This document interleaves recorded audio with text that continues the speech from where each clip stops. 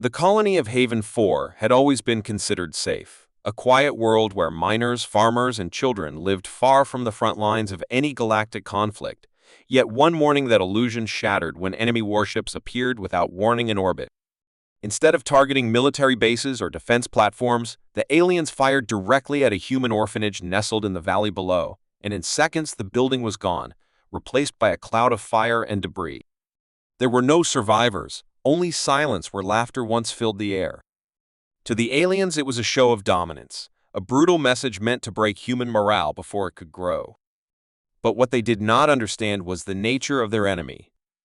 When word of the bombing reached Earth, it did not create fear, it created fury.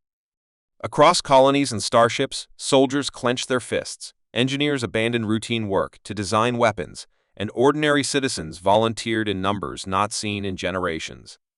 Humanity had lost children, and that was something no species could forgive. In that moment, the galaxy shifted, though most did not realize it yet, for the attack on the orphanage had not weakened humans, it had awakened them.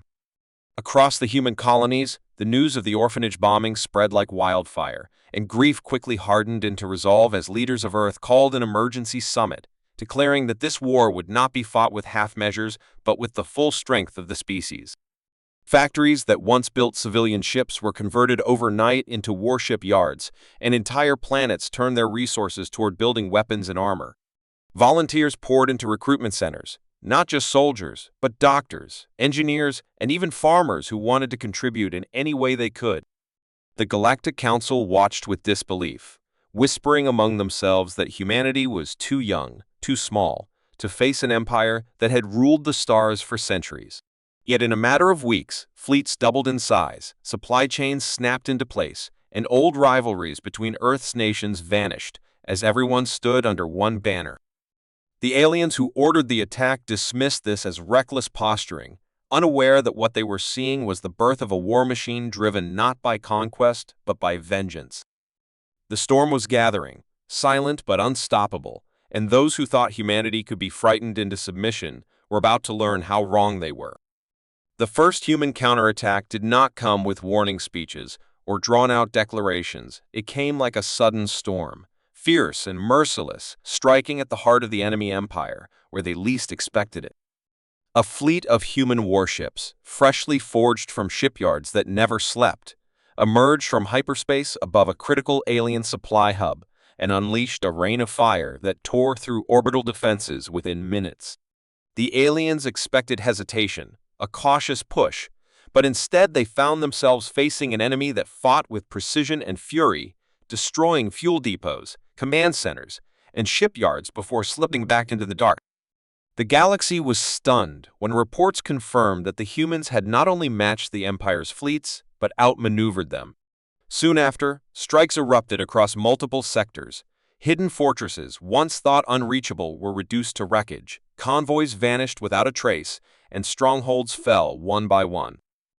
What shocked the alien strategists most was not just the human firepower, but their Unity soldiers from Earth fought alongside colonists from distant worlds, mercenaries, and even volunteers who had never fired a weapon before, but learned quickly under the banner of vengeance. Every battle was fought not just for territory, but for the memory of the children lost, and that gave humans a strength no calculation could measure. The Empire's admirals tried to reassure their citizens that these attacks were temporary, yet every week, another fleet was destroyed, another planet set ablaze by human retaliation. The war was no longer fought on human soil. It was spreading across the stars, and with each victory the message grew louder. Humanity would not stop, humanity would not forgive, and soon the enemy would come to understand what it truly meant to provoke Earth. The war reached its breaking point when the human fleets pushed beyond the border worlds and struck deep into the Empire's core systems. A movie so bold that even their allies believed it impossible, yet battle after battle proved that the impossible was becoming routine for humanity. Massive orbital fortresses, which had stood as symbols of alien dominance for centuries, crumbled in days under coordinated human assaults, and planetary shields, once thought impenetrable, shattered under relentless bombardment. The Empire's admirals scrambled to form defensive lines, but every formation they built collapsed against the human drive forward. for the humans did not fight with hesitation or fear. They fought with the cold determination of a species that had been wronged. While alien leaders sent frantic messages to the Galactic Council begging for intervention, Earth's commanders remained silent, their fleets answering only with fire and steel. On the ground, human soldiers advanced through ruined cities with a discipline that unnerved even their allies, seizing command centers and dismantling centuries of alien rule in weeks. For the first time, the Empire's citizens began to doubt their leaders, whispering that perhaps the humans could not be stopped, that perhaps this war was already lost. When the final human armada appeared above the Empire's homeworld, the once proud rulers tried to negotiate, sending offers of reparations, territory, and tribute, but humanity had already made its decision. Mercy had died with the children in the orphanage. The bombardment began, tearing down the great towers of their capital, burning through defenses that had never been tested so brutally. The alien emperor, once feared across the stars, sent his last desperate broadcast begging for peace, but it was too late. Humanity had come not to talk, but to end the war forever. As the capital city fell and the Empire's flag was torn down, the galaxy watched in silence, realizing that the balance of power had shifted. The Empire that once dictated the rules of war was gone, and in its place stood humanity, a species that had risen from tragedy to conquer a civilization older and larger than themselves. The lesson was clear: never mistake human compassion for weakness, for when that compassion is betrayed, what follows is nothing less than the fall of empires.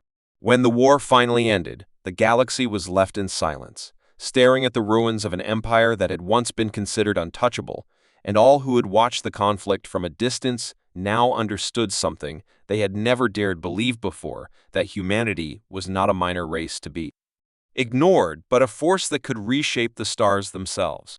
The trials that followed brought the surviving alien leaders before a galactic court, where they were judged for their crimes, and the destruction of the orphanage was named again and again as the spark that ignited their downfall.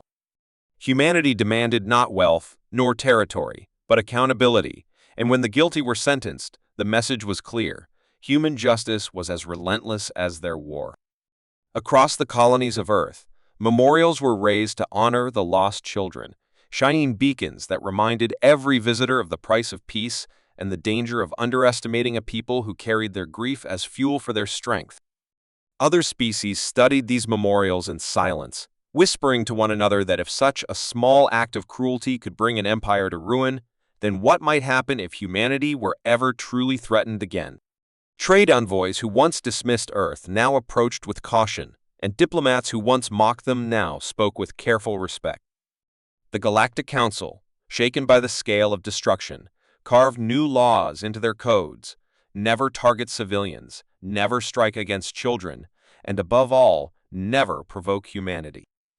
Though the war had ended, the legend of Earth was only beginning, and in the quiet corners of the galaxy, stories spread among young species about the humans who had turned grief into fire and vengeance into victory. To them, humanity became both a warning and a promise, compassionate when treated with respect, but unstoppable when betrayed. The orphanage, though gone, lived forever as a symbol etched into the hearts of humans and aliens alike, teaching one lesson above all others: that Earth may forgive mistakes, but it never forgets its dead, and those who force humans to remember in blood will find themselves facing the kind of war that ends civilizations.